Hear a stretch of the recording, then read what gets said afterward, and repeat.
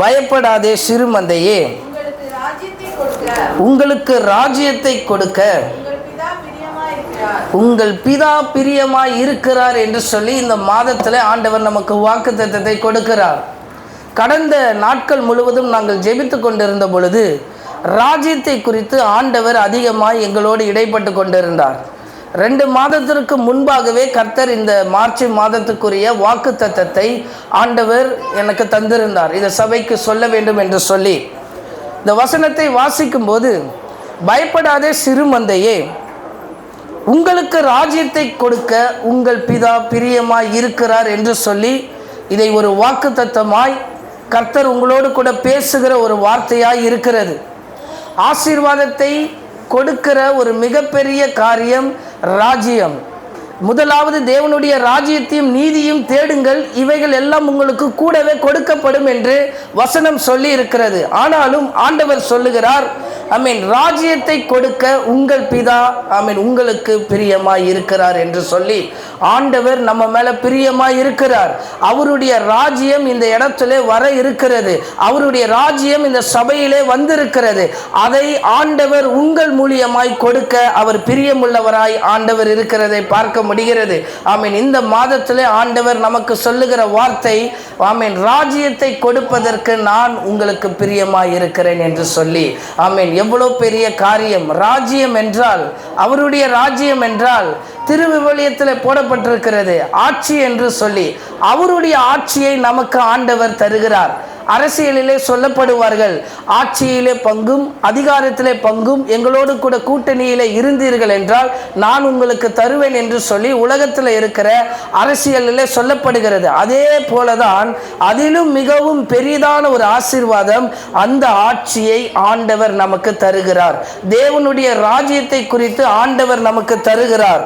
இந்த வசனத்தை எடுக்கும் பொழுது முதல் வசனத்தை வாசிப்போம். 12வது அதிகாரம் 1வது வசனத்தை. அத்தருணத்திலே அநேகமாயிரம் ஜனங்கள் பாருங்க, ஒருவரை ஒருவர் மிதிக்கத்தக்கதாக எல்லாரும் கூடி வந்திருக்கையில் முதலாவது தம்முடைய சீசரை நோக்கி, நீங்கள் மாயமாகிய பரிசேயருடைய புளித்த மாவை குறித்து எச்சரிக்கையாய் இருங்கள் என்று ஆண்டவர் சொல்லுகிறார். இந்த வசனத்தை ஆரம்பிக்கும் போது பார்க்கிறோம், அநேக ஆயிரம் ஜனங்கள் ஒருவரை ஒருவர் மிதிக்கத்தக்கதாக நிற்க கூட இடமில்லாத அளவுக்கு ஒரு ஜனக்கூட்டம் இயேசுவை நோக்கி வருகிறதை பார்க்க முடிகிறது. இயேசுவின் அண்டையிலே வருகிறதை பார்க்க முடிகிறது. நான் விசுவாசிக்கிறேன், என்னுடைய விசுவாசம் அப்படிப்பட்ட கூட்டம், அப்படிப்பட்ட ரட்சிப்பு இந்த சபையிலே சீக்கிரத்திலே கர்த்தர் கொண்டு வந்து கொடுப்பாராக. ஹல்லேலூயா. அதை நீங்களும் விசுவாசியுங்கள். ஆமென். அவர் முதலாவது சீசரை பார்த்து சொல்லுகிறார், ராஜ்யத்திலே மிகவும் முக்கியமானது உபதேசம். பரிசேயருடைய புளித்த மாவை குறித்து எச்சரிக்கையாய் இருங்கள் என்று ஆண்டவர் சொல்லுகிறார். இந்த பரிசேயர்கள் பாரம்பரியத்தை பின்பற்றுகிறவர்கள், உபதேசத்தை தவறாய் ஜனங்களுக்கு பிரசங்கிக்கிறவர்கள், தவறான வழியிலே ஜனங்களை நடத்துகிறவர்கள். இப்படிப்பட்டவர்களை குறித்து நீங்கள் எச்சரிக்கையாய் இருக்க வேண்டும். ஒரு ராஜ்யத்தை கொடுக்க ஆண்டவர் பிரியம் வைத்திருக்கிறார் என்றால், இந்த சபைக்கு ஆண்டவர் கொடுக்க பிரியம் வைத்திருக்கிறார் என்றால் ஆண்டவர் சொல்லுகிறார், இந்த புளித்த மாவை குறித்து, இந்த உபதேசத்தை குறித்து நீங்கள் எச்சரிக்கையாய் இருங்கள் என்று ஆண்டவர் சொல்லுகிறார்.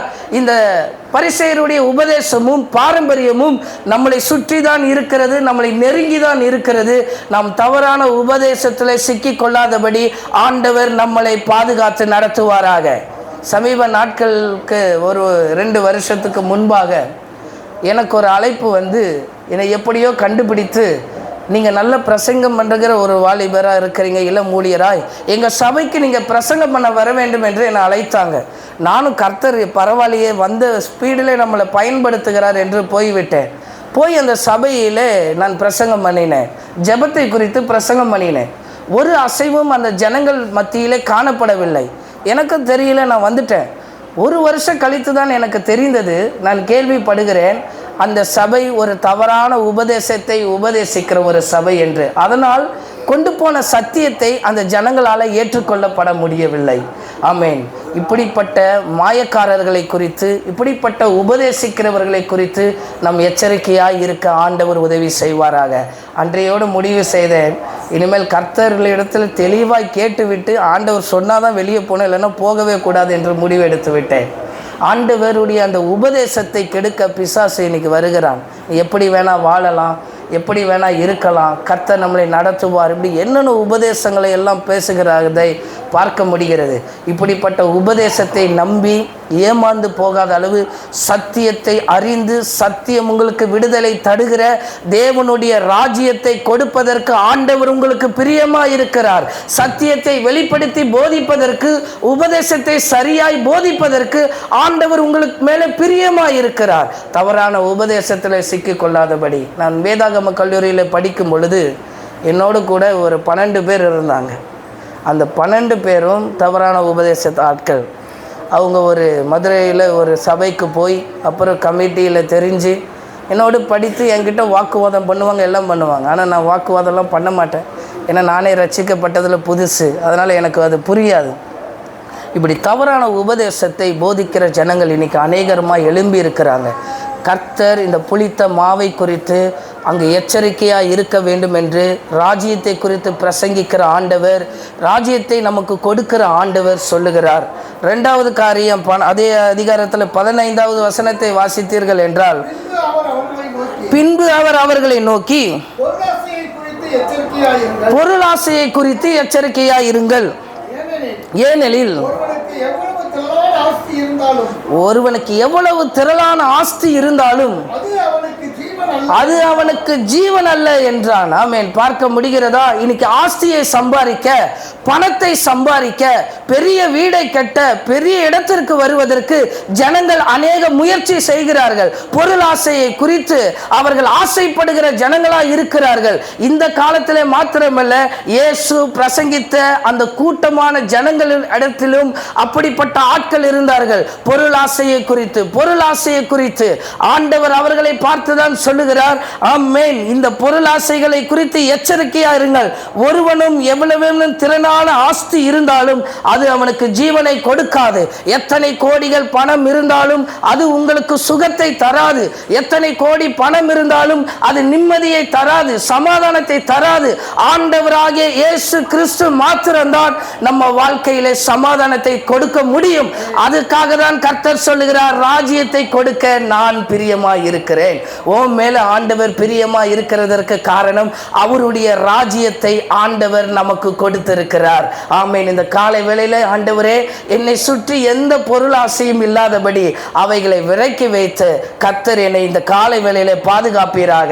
ஆண்டவர் அந்த இடத்துல ஒரு ஊமையை சொல்லுகிறார். ஒருவனுக்கு திரளான ஆஸ்தி இருக்கிறதா, திரளான தானியங்கள் இருக்கிறதா, அவன் வேறு ஒரு இடத்தை வாங்கி அதை எல்லாம் பத்திரப்படுத்தணும்னு நினைக்கிறான். ஆண்டவர் சொல்லுகிறார், இந்த ராத்திரியிலே உன் ஜீவன் எடுத்துக்கொள்ளப்பட போகிறது, உன் உயிர் போக போகிறது, உன் ஆஸ்தியெல்லாம் நீ என்ன செய்ய போகிறாய் என்று ஆண்டவர் அவனை பார்த்து கேட்கிறார். பொருளாசையை குறித்து எச்சரிக்கையா இருங்கள். ஒருபோதும் பொருள் பரலோகத்திற்கு கொண்டு போகாது. ஆமென். அல்லேலூயா. தங்கம் விலை ஏறினா ஏறிட்டு போட்டோம், ஆமென். வெள்ளி விலை ஏறினாலும் ஏறிட்டு போட்டோம். ஏன்னா நீங்கள் விசுவாசிக்கிற தேவன் தங்கத்தின் விலையை காட்டிலும் ஆண்டவர் பெரியவர். ஆமென். அல்லேலூயா. வெள்ளியின் பொருளை காட்டிலும் கர்த்தர் பெரியவர். அதை ஆண்டவர் நமக்கு தருவார். ஆமென். நாங்கள் அப்படிதான் விசுவாசிக்கிறோம். நாங்கள் நகை போடலை, சொல்லுகிறேன். ஆமென். எத்தனை கோடி இப்போ பக்கத்தில் இடம் வாங்கினா இந்த இடத்தினுடைய மதிப்பு கம்மி தான். ஆனால் சில வருஷங்கள் கழித்து வாங்கினா இது அப்படியே டபுளாக இருக்கும். இது ட்ரிபிளாக ஆனதாலும் நாங்கள் பயப்பட மாட்டோம். மக்களுடைய காரியத்தை பொறுத்த வரைக்கும் பணம் மதிப்பு கூடும். ஆண்டவரிடத்தில் மதிப்பு ஒன்று தான். அவரிடத்தில் எவ்வளோ கோடியாக இருந்தாலும் அவர் கொடுக்க வல்லவர். அது சிறிய பணமாக இருந்தாலும் பெரிய பணமாக இருந்தாலும் நம் விசுவாசம் பெருசாக இருக்க வேண்டும். பொருளாசையை குறித்து எச்சரிக்கையாய் நீங்கள் இருக்க ஆண்டவர் ராஜ்யத்தை கொடுக்க பிரியமாக இருக்கிறவராக இருக்கிறார். 22வது வசனத்தை வாசிப்போம். அதே அதிகாரத்தில் 22. பின்னும் அவர் தம்முடைய சீசரை நோக்கி, இப்படி இருக்கிறபடியினால் என்னத்தை உண்போம், உங்கள் ஜீவனுக்காகவும்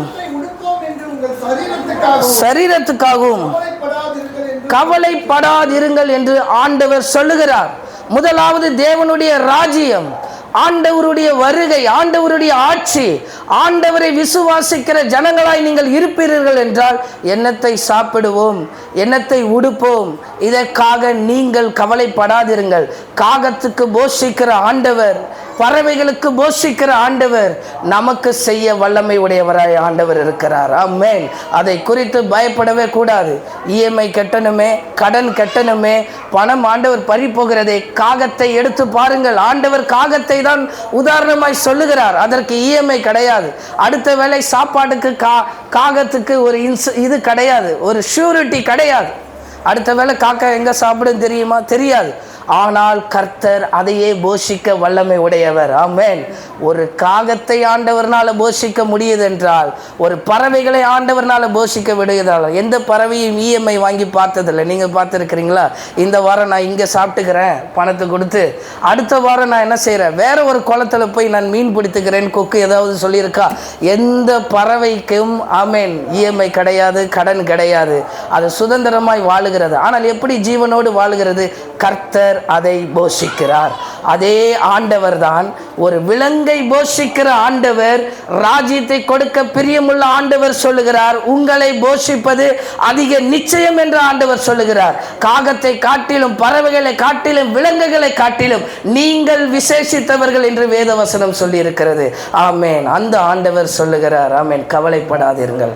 என்னத்த ஆண்டவர், என்ன சாப்பிட போறேன், என்ன சாப்பிட போறேன், இப்போ வீட்டுக்கு போய் என்ன நான் உடுக்க போறேன், எதற்கும் கவலைப்படாதிருங்கள்.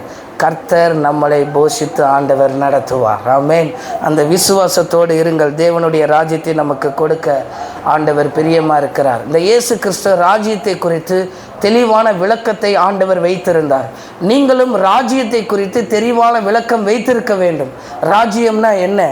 கர்த்தருடைய ஆளுகை, கர்த்தருடைய அரசாங்கம், கர்த்தருடைய அரசியல் என்று கூட சொல்லலாம். நம்மளுடைய பார்லிமெண்ட்டை பார்க்கிறோம். பிரைம் மினிஸ்டர் இருப்பார், எதிர்கட்சிகள் இருப்பார்கள், பார்லிமெண்ட்டை சுற்றி நிறைய அதிகாரிகள் எல்லாம் இருக்கிறதை பார்க்கிறோம். இதே விட மகிமையான காரியம் பரலோகத்தில் இருக்கிறது. அப்படிப்பட்ட ஆளுகைக்கு ஆட்சி செய்கிற ஆண்டவர், அந்த ராஜ்யத்தில் நாம் பிரவேசிக்கிறவர்களாய் நாம் இருக்க வேண்டும் என்று கர்த்தர் விரும்புகிறார். அதனால் அதை கொடுக்க ஆண்டவர் பிரியம் வைத்திருக்கிறார். கவலைப்பட்டு மரித்து போகிறதை விட எனக்கு ஒன்றுமே இல்லை என்றாலும் விசுவாசத்தோடு நாம் இருக்கும்போது ஆண்டவருடைய ராஜ்யத்தில், பரலோகத்தில் நம்மளை பங்குள்ளவர்களாய் ஆண்டவர் நம்மளை சேர்ப்பார். ஆமென். அதுதான் நமக்கு உண்மையான ஆசீர்வாதம். இங்கு என்ன ஆசீர்வாதத்தை நீங்கள் பெற்றாலும் அதை விட்டுட்டு தான் நம் ஜீவன் போக வேண்டும். அப்படிதானே? யாராவது ஒருவர் அப்படி எடுத்துக்கொண்டு போன ஒரு மனிதர் இந்த உலகத்தில் இருப்பார்கள் என்றால் கிடையவே கிடையாது. ஒரு மிகப்பெரிய பணக்காரர் ஆசையாக ஒரு கார் வாங்கியிருக்கிறார். அவர் செத்தா அந்த காரில் தான் அடக்கம் பண்ணணும்னு அந்த காரோடு அவரை அடக்கம் பண்ணாங்க. அதனால் அவர் காரை எடுத்துகிட்டு போனாருன்னு அர்த்தம் இல்லை. அந்த கார் அதே இடத்துல தான் புதைந்து கடந்து துருப்பிடித்து வீணாய் போனது. ஒரு துரும்பு ஸ்குருவை கூட நம்மளால் எடுத்துக்கொண்டு போக முடியாது. ஆத்துமா, ஆவியை மட்டும்தான் நான் கொண்டு போகப்பட முடியும். இந்த சரீரம் மண்ணினால் எடுக்கப்பட்டது. இந்த சரீரம் மண்ணுக்கே மறுபடியும் திரும்பும் என்கிற சத்தியத்தை நீங்கள் அறிந்திருக்க வேண்டும். நான் எவ்வளோ சம்பாதிக்கிறதை குறித்து கவலைப்படுகிறதை விட தேவனுடைய ராஜ்யத்தை குறித்து நான் கவலைப்பட வேண்டும். தேவனுடைய காரியத்தை குறித்து நான் கவலைப்பட வேண்டும். ஆண்டவரே, தாவீது சொல்லுகிறான், நான் மாடி வீட்டிலே, மச்சிப்பா வீட்டிலே வசிக்கிறேனே, தேவனுடைய ஆலயம் இப்படி கடக்கிறதே சொல்லி தேவனுடைய ராஜ்யத்தை குறித்து அவன் கவலைப்படுகிறவனாய் இருக்கிறான். அந்த ராஜ்யத்துக்குள்ளே கர்த்தர் உங்களை கொண்டு போவதற்கு ஆண்டவர் பிரியமாய் இருக்கிறார் என்று சொல்லி இந்த காலை வேளையில் ஆண்டவர் சொல்லுகிறார். சிறு மந்தையே பயப்படாதே என்று ஆண்டவர் சொல்லுகிறார். சிறு மந்தை என்றால் சிறு எண்ணிக்கை உள்ள ஒரு விசுவாசிகள், சிறு எண்ணிக்கையில் உள்ள ஒரு நபர்கள், சிறு எண்ணிக்கையில் உள்ள சில ஆடுகள். இதை பார்த்து ஆண்டவர் சொல்லுகிறார், பயப்படாத சிறு மந்தையே. ஆமேன். ராஜ்யத்தை கொடுக்க பிதா உங்களுக்கு பிரியமாய் இருக்கிறார். ஆமேன். நீங்கள் பயப்படாதபடி, கவலைப்படாதபடி, பொருளாசை குறித்து நீங்கள் எதற்கும் கவலைப்படாதபடி கடந்து போங்கள். ராஜ்யத்தை கொடுப்பதற்கு ஆண்டவர் உங்களுக்கு பிரியமாக இருக்கிறார். நீங்கள் இவைகளை எல்லாம் தேடும் பொழுது, நீங்கள் ராஜ்யத்தை தேடும் பொழுது இவைகள் எல்லாம் உங்களுக்கு கூடவே கொடுக்கப்படும். கர்த்தர் அதை செய்வார். என்னுடைய 25வது வயதில் ஊழியத்துக்கு வரும்போது நான் நினைச்சேன், 25 வயசுல ஒரு பையனை ஆண்டவர் ஊழியத்துக்கு அழைச்சி இதுக்கப்புறம் நான் எப்படி கல்யாணம் பண்ணி, இதெல்லாம் என்னுடைய நினப்பு, இதுக்கப்புறம் நான் எப்போ பாஸ்டர் ஆகி 3 வருஷம் முடித்து என் சகோதரி இருக்கிறாங்க அவங்களுக்கு திருமணம் பண்ணி வைக்கணும், நான் எங்கே போவேன், என்ன செய்வேன், இப்படி எனக்கு பல கவலைகள் இருந்தது. அப்படியே நான் 3 வருஷம் முடிச்சுட்டு வெளியே போனாலும் பெரிய சம்பளம்லாம் ஊழியத்தில் தரமாட்டாங்க. அப்போது அந்த குறைந்த இதை வச்சு நான் என்ன வாழுவேன், இப்படிலாம் பல யோசனை இருந்தது. ஆண்டவர் சொல்லி கொடுத்தார், நீ என்னை தேட ஆரம்பி, ராஜ்யத்துக்குரிய வேலைக்காரன் நீ, அதை சிந்திக்கக்கூடாது என்று ஆண்டவர் சொல்லி கொடுத்தார். நீங்கள் ராஜ்யத்துக்குரியவர்களாய் மாறினீர்கள் என்றால் இந்த 7 வருஷம் என்னை நடத்தி வந்தார் என்று சாட்சி சொன்னேன். இந்த 7 வருஷமும் எந்த காரியமும் யாரிடத்தில் நிற்காத அளவுக்கு சாட்சியாய் தைரியமாய் சொல்ல முடியும், கர்த்தர் என்னை நடத்தி வந்தார் என்று சொல்லி. இதுவரைக்கும் எந்த கவலைகளும் இல்லாதபடி, பொருட்களை குறித்து கவலைப்படாதபடி தேவன் நடத்தி வந்திருக்கிறார். இந்த சபையை ஆண்டவர் தந்திருக்கிறார். இது தேவனுடைய ராஜ்யத்துக்குரிய சபை. இது தேவனுடைய சபை என்றுதான் நாங்கள் ஒவ்வொரு நாளும் ஜெபிக்கிறோம். இது பாஸ்டர் ஜான்சனுடைய சர்ச் இல்லை, இது என்னுடைய சபை அல்ல, இது கர்த்தருடைய சபை. இந்த ராஜ்யத்தில் வேலை செய்கிற ஒரு வேலையாளாய் நான் இருக்கிறேன். அதனால் என்ன ஆகிறது என்றால், இந்த சபையை பார்க்கிறீர்கள், இங்கே இருக்கிற ஒரு சின்ன பொருள் கூட யாரிடத்திலும் இரவலாய் வாங்கினதே கிடையாது. யாரிடத்திலும் போய் நின்று கையேந்தி வாங்கினதே கிடையாது. ராஜ்யத்தை கொடுத்தார் என்றால் கர்த்தர் எல்லாவற்றையும் ஆண்டவர் கொடுக்க வல்லமை உடையவராக இருப்பார். ஆமென். ராஜ்யத்தை கொடுப்பதற்கு பிரியம் வைத்து விட்டால் அதின் காலத்தில் ஆண்டவர் உங்களுக்கு நேர்த்தியாய் செய்து முடிக்கிற ஆண்டவராக இருப்பார். நீங்கள் அதை விசுவாசிக்கணும். 12 வயதில் இயேசு காணாமல் போனார். சிறு வயதில் அவர் அறிந்திருந்தார் தேவனுடைய ராஜ்யத்தை குறித்து. தாய் தகப்பனை பார்த்து கேட்கிறார், நீங்கள் ஏன் என்னை தேடுகிறீர்கள், நான் என் பிதாவோடு இருக்கிறேன் என்று சொல்லி சின்ன வயசுல அந்த ராஜ்யத்தை அறிந்திருந்தார். அநேக மனம் திரும்புங்கள், பரலோக ராஜ்யம் சமீபத்தில் இருக்கிறது என்று ராஜ்யத்தை குறித்து பிரசங்கம் பண்ணினார். ஆமென். ராஜ்யத்தை குறித்து ஊமைகளை சொல்லினார். பரலோக ராஜ்யம் வருவதாக என்று ஜெபம் பண்ணினார். இன்றைக்கு ராஜ்யத்தை தேடுகிற பிள்ளைகளா நீங்கள் மாறுங்கள்.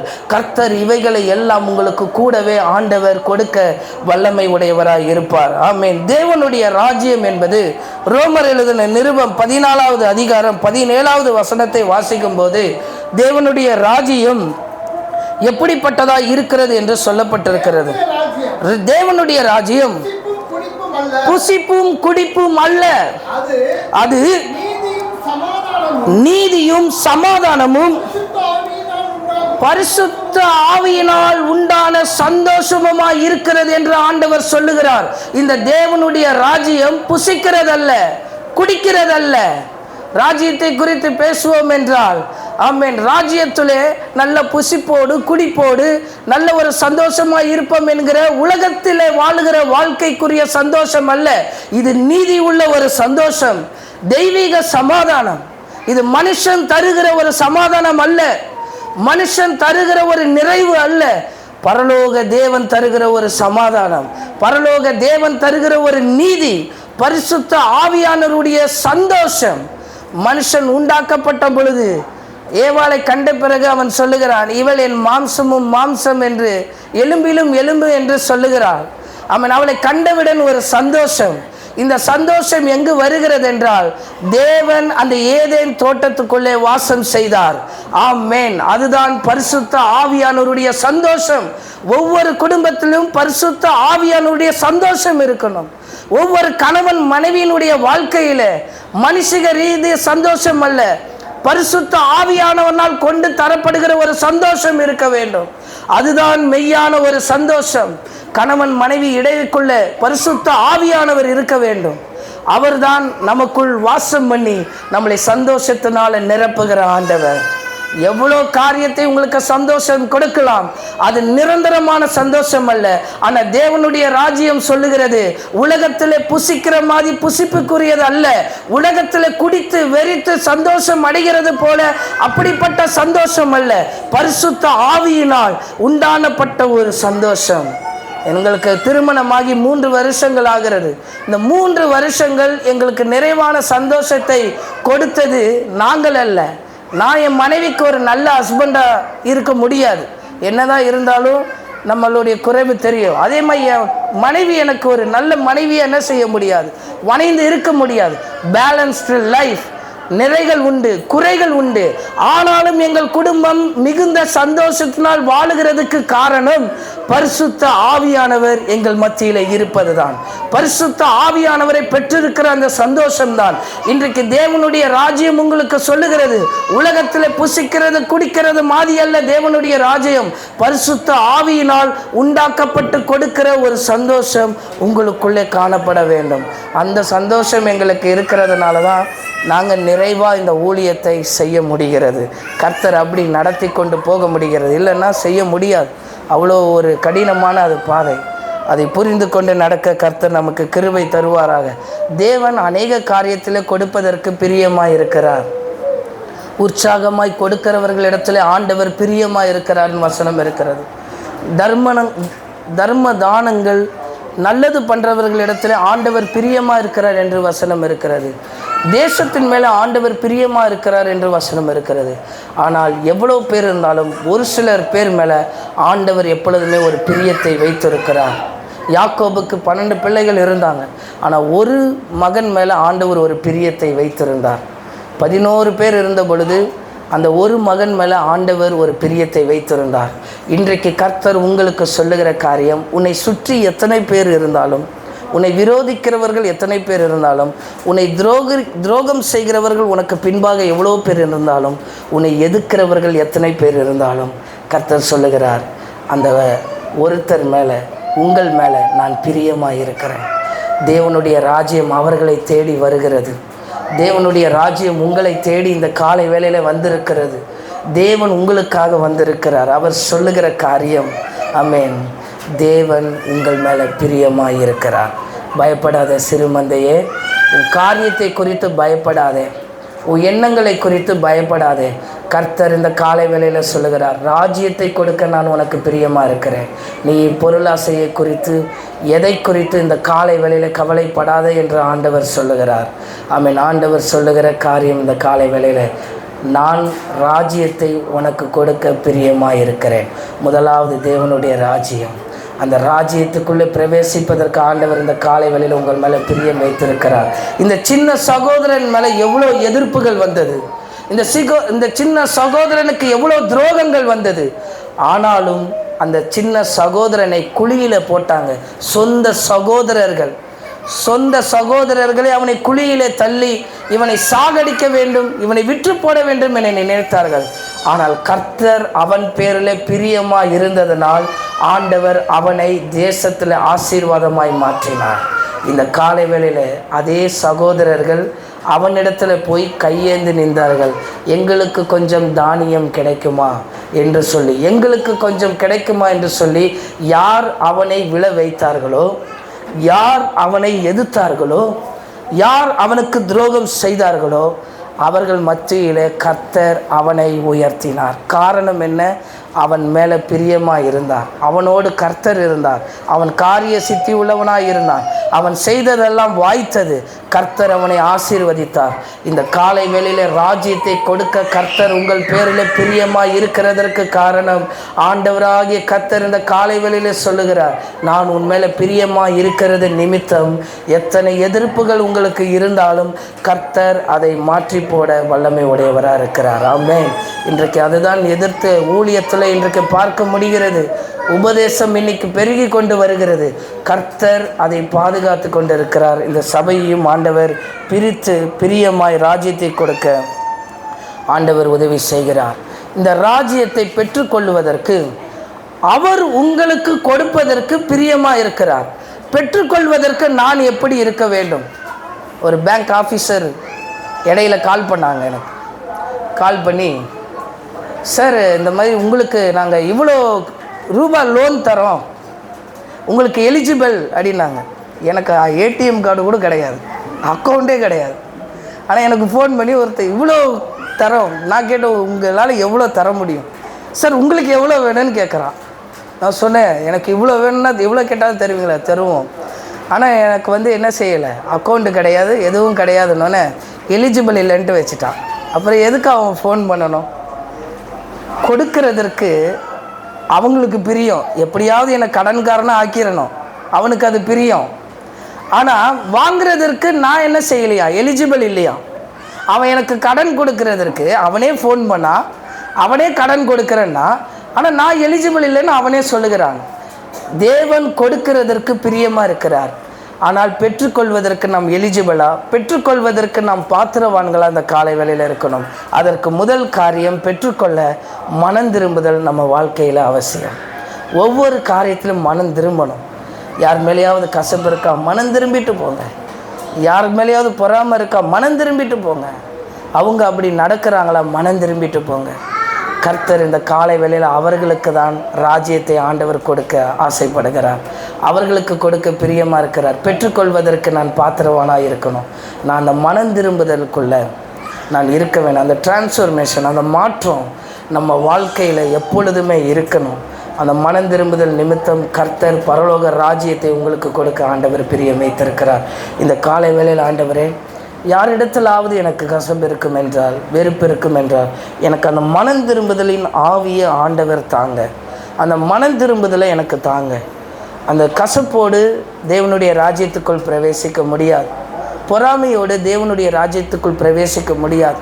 துரோகம் செய்கிறதோடு தேவனுடைய ராஜ்யத்துக்குள் பிரவேசிக்க முடியாது.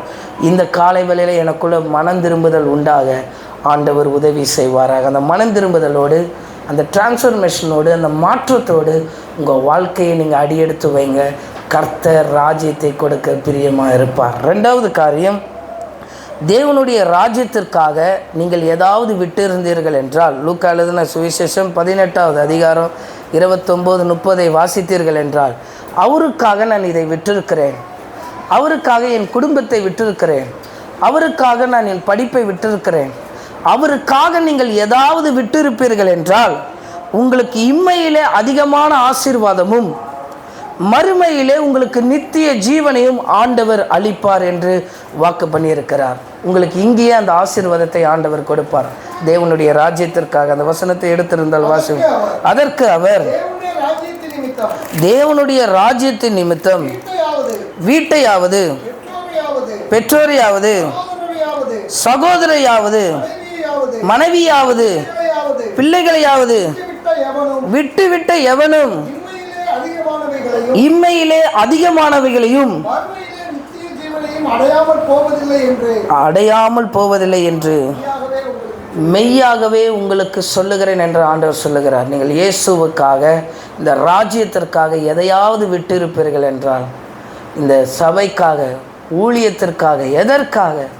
என்னோடு கூட ஒருவர் படித்தார்.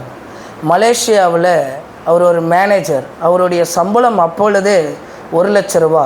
என்னோடு கூட அவர் ஊழியத்துக்கு வரும்போது அந்த 1 லட்ச ரூபா சம்பளத்தை விட்டு என்னோடு கூட அவர் அந்த ஊழியத்திற்கு வந்தார். நான் சொன்னேன், நான் ஒரு டிரைவராக ஒரு 15,000 ரூபா சம்பளத்தை விட்டுட்டு வர்றதுக்கு நான் அவ்வளோ யோசித்தேன். 1 லட்ச ரூபா விட்டுட்டு வருகிறாங்க. எதற்காகனா, கர்த்தருக்காக, தேவனுடைய ராஜ்யத்துக்காக. இன்றைக்கு கர்த்தர் அந்த பாஸ்டரை ஆசீர்வதித்திருக்கிறார். பெங்களூரில் ஒரு சபை வச்சு நடத்துகிறாங்க அவங்க. இன்றைக்கு ஆண்டவர் அவங்களை ஆசீர்வாதமாக நடத்துகிறார். ஆண்டவர் இம்மையிலே நம்மளுக்கு ஆசீர்வாதத்தை காட்டுவார், மறுமையில் நித்திய ஜீவனை தருவார். அழியாத இந்த ஆத்துமா, அழியாத ஆவி ஆண்டவரோடு நமக்கு இருக்கும். இந்த சரீரம் அழிந்து போயிடும், இந்த சரீரம் இதோடு கூட போயிடும். இந்த சரீரத்தை எவ்வளோ அலங்கரித்தாலும் அலங்கரிக்கலாம், அலங்கரிக்க கூடாது என்று சொல்லலை, அலங்கரிக்கலாம். ஆனால் அது இதோடு கூட முடிந்து போய்விடும். ஆனால் நித்திய ஜீவன் என்று ஒன்று இருக்கிறது. அங்கு நம்ம சாக மாட்டோம், ஆண்டவரை தரிசிப்போம். அங்கு கடன்கார பிரச்சனை இல்லை. யார் இந்த சில வேளை யாராவது முகத்தில் முழிக்க முடியாதுன்னு இருந்தீங்கன்னா, அங்கே அப்படிப்பட்ட பிரச்சனைலாம் உங்களுக்கு இல்லை. நல்லா ஆண்டவரை இயேசுவோடு நீங்கள் நல்லா இருக்கலாம். ஆமேன். ஒருத்தன் இருந்தான், ஆமேன். அவன் என்ன செய்கிறான், லாசருன்னு ஒருத்தர் இருந்தான். ஆபிரகாம் மடியில் அவன் இருக்கிறான். இந்த காலை வேளையில் ஆண்டவர் இங்கே நம்ம தரித்திரராக இருக்கலாம், ஆனால் நித்திய ஜீவனை நம்ம அடையணும். தேவனுடைய ராஜ்யத்திற்காக நீங்கள் ஏதாவது விட்டிருப்பீர்கள் என்றால், ஏதாவது விட வேண்டும் என்று இருப்பீர்கள் என்றால், கர்த்தர் இந்த காலை வேளையில் உங்களுக்கு தான் சொல்லுகிறார், இம்மையிலே நான் உன்னை ஆசீர்வதிப்பேன், மறுமையிலே உனக்கு நித்திய ஜீவனை ஆண்டவர் தருவார். ஆமென். இந்த கிறிஸ்தவர்களுடைய விசுவாசமே என்ன தெரியுமா? மரித்தால் நாங்கள் மறுபடியும் அவர்களை பார்ப்போம் என்று. அது எப்படி சாத்தியம்? கனவுலலாம் கிடையாது, கனவுல வர்றதெல்லாம் கிடையாது. உண்மையிலே மரித்தவர்களை நம்ம அங்கே பார்ப்போம், ஆனால் உறவு கொண்டாட முடியாது. ஆனால் தேவனோடு நம்ம வாழ வேண்டும், நித்திய ஜீவனை அடைய வேண்டும். எனக்கு அந்த நித்திய ஜீவன் வேண்டாம் என்று நினைத்தீர்கள் என்றால் கீழேயே நமக்கு ஒரு நரகம் இருக்கிறது, அங்கே அக்கினி கடல் என்று இருக்கிறது. ஆமென். ஆண்டவர் முன்பாக உட்கார்ந்து நியாயம் தீர்ப்பார். நியாயம் தீர்த்து ஆமென், யார் பரிசுத்தமுள்ளா சந்ததியாக இருக்கிறார்களோ அவர்களை அந்த நரகத்துக்கு தள்ளுவார். இந்த காலை வேளையில் ஆண்டவரே, என் ஆத்மா அப்படிப்பட்ட இடத்திற்கு போயிடக்கூடாது. இந்த சபையில் ஆரம்பத்தில் ஒரு பாட்டியம்மா வந்தாங்க. அந்த பாட்டியம்மா குனிஞ்சிட்டே வருவாங்க, குனிஞ்சிட்டே போவாங்க, பெரிய பொட்டு வச்சுருப்பாங்க. எனக்கு அந்த பாட்டியம்மா வரும்போது அவங்கக்கிட்ட இருக்கிற அந்த பணத்தை அந்த பாட்டியம்மா போடுவாங்க. எனக்கு ரொம்ப மனசு ஒரு வேதனையாக இருக்கும். இந்த ஆத்துமா பரலோகத்துக்கு போயிடட்டும் ஆண்டவரே. கடைசி காலத்தில் இப்படி இருக்கிறாங்க. சமீபத்தில் அந்த அம்மா மரித்து போயிட்டாங்க. அப்போ அந்த அம்மா மரித்து போன பிறகு எனக்கு ரொம்ப கலக்கம் அடைஞ்சு மனசு உடைஞ்சு நான் இங்கே ஜெபித்து கொண்டு இருந்தபோது கர்த்தர் சொன்னார், அவங்கள நான் எடுத்துக்கொண்டேன் என்று சொல்லி ஆண்டவர் என்னிடத்தில் இடைப்பட்டார். ஆமேன். கர்த்தர் நித்திய ஜீவனை நமக்கு தர வேண்டும். ஆமேன். இதுவரை வாழ்ந்த வாழ்க்கை அல்ல, இனிமேலும் கர்த்தர் தேவனுடைய ராஜ்யத்தை கொடுக்க உங்களுக்கு பிரியம் வைத்திருக்கிறார். இந்த காலை வேளையில் ஆண்டவரே, எங்களை மறுமையிலே ஆசீர்வதிக்க ஆண்டவர் போதுமானவர், இம்மையிலும் நம்மளை ஆசீர்வதிக்க போதுமானவர். கடைசியாய் 1 கொரிந்தியர் 4:20 வாசித்தீர்கள் என்றால், தேவனுடைய ராஜ்யம் பேச்சில் அல்ல பலத்தில் உள்ளது. ஆமேன். வெறும் பேச்சை மாத்திரம் இல்லை, நம்மளுடைய செயல் இல்லை, நம்மளுடைய பலத்தில் அது காணப்பட வேண்டும். ஆமீன். ஆண்டவருக்காக இதை நான் செய்கிறேன், அந்த வைராக்கியம் இருக்க வேண்டும். ஆண்டவருக்காக இதை நான் செய்வேன் என்கிற வைராக்கியம் இருக்க வேண்டும். வேறு இயேசுவை அறியாத ஒருத்தவங்க ஆண்டவரை ஏற்றுக்கொண்டாங்க. அவங்க ஒரு போலீஸ்காரர், அந்த அம்மா ஒரு போலீஸ்காரர். இயேசுவை அறியாமல் ஏற்றுக்கொண்ட பிறகு அவங்க குடும்பம்லாம் ரட்சிக்கப்படலை, அந்த அம்மா மட்டும் ரட்சிக்கப்பட்டாங்க. அந்த அம்மா இயேசுவை விசுவாசித்து இம்மையில் ஆசீர்வாதம் தரது போல் உண்மையில் பெரிய வீடு கட்டியிருந்தாங்க. அப்போ அந்த திறப்பு விழாக்கு என்னோட கூட பாஸ்டர் அம்மாவும் நாங்களும் அந்த திறப்பு விழாக்கு போனோம். போகிற வழியில் கொஞ்சம் நேரம் ஆயிடுச்சு. அப்போ அவங்க சுற்றி இருந்த எல்லா சகோதரர் சொந்தக்காரங்கள் எல்லாம் இயேசுவை அறியாதவங்க. அவங்க சொன்னாங்க, இந்த முகூர்த்த நேரம் முடிய போகுது, நல்ல நேரம் முடிய போகுது, இதுக்கப்புறம் திறந்தா அது நல்லா இருக்காது நாங்கள். ஆனால் அந்த அம்மா ஒருத்தர் தான் ரட்சிக்கப்பட்டாங்க. அவங்க சொன்னாங்க, முடியாது, எங்கள் பாஸ்டர் அம்மா வரணும், அவங்க ஜோமனா தான் இந்த வீடு ஆசீர்வதிக்கப்படும். ஆண்டவர் தான் இந்த வீட்டை எனக்கு கட்டி கொடுத்தார். ஒன்றுமே இல்லாத பொழுது நீங்கள் யாருமே எனக்கு என்ன செய்யலை, உதவி செய்யலை. ஆண்டவரை நான் விசுவாசித்து ஏற்றுக்கொண்டேன். கர்த்தர் இன்னைக்கு என்னை ஆசீர்வதித்திருக்கிறார், நீங்கள் பொறுமையாக தான் இருக்கணும்னு சொல்லும்போது நாங்கள் லேட்டாக போய் அதை கட் பண்ணி திறந்து அந்த ஆசீர்வாதம் வர வரைக்கும் ஒரு வைராக்கியம் இருந்தார்கள். தேவனுடைய ராஜ்யம் வெறும் பேச்சில் அல்ல, அது பலத்திலும் வெளிப்படுகிறதா இருக்கிறது. இந்த காலை வேளையில் ஆண்டவரே, இந்த பட்டணத்தை ஆண்டவர் இந்த இடத்தை ரட்சிப்பின் இடமாய் மாற்றுகிறார். அதற்கு தான் கர்த்தர் என்ற காலை வேளையில் வாக்கு பண்ணுகிறார், தேவனுடைய ராஜ்யத்தை கொடுக்க உங்களுக்கு ஆண்டவர் பிரியமாக இருக்கிறார். இந்த காலை வேளையில் அந்த பிரியத்தை வைத்து ஆண்டவரே, இந்த வெறும் பேச்சில் அல்ல பலத்தில் இருப்பதற்கு கர்த்தர் எனக்கு உதவி செய்யுங்க. பலத்தினால் நான் கட்டப்பட ஆண்டவர் எனக்கு உதவி செய்யுங்க. வெறும் பேச்சோடு போயிடக்கூடாது. ஆமீன். பலத்தில் இருப்பதற்கு ஆண்டவர் நமக்கு உதவி செய்வாராக. கண்களை மூடி ஆண்டவர் சமூகத்தில் ஜெபம் பண்ணுவோம். ஆண்டவர் கொடுத்திருக்கிற அந்த நல்ல வார்த்தைக்காக ஆண்டவரே, இம்மைக்குரிய ஆசீர்வாதமும் மறுமைக்குரிய ஆசீர்வாதமும் கர்த்தர் எங்களுக்கு வைத்திருக்கிறீங்க. தேவனுடைய ராஜ்யத்தை தேடுங்கள். ஆமீன். இவைகள் எல்லாம் உங்களுக்கு கூடவே கொடுக்கப்படும் என்று சொல்லியிருக்கிறீங்கப்பா. இந்த காலை வேளையில் ஆண்டவரே, ராஜ்யத்தை கொடுக்க ஆண்டவர் பிரியம் வைத்திருக்கிறீங்க. இந்த காலை வேளையில் கர்த்தர் எழுந்தருளி இருக்கிறதற்காக ஸ்தோத்திரம்.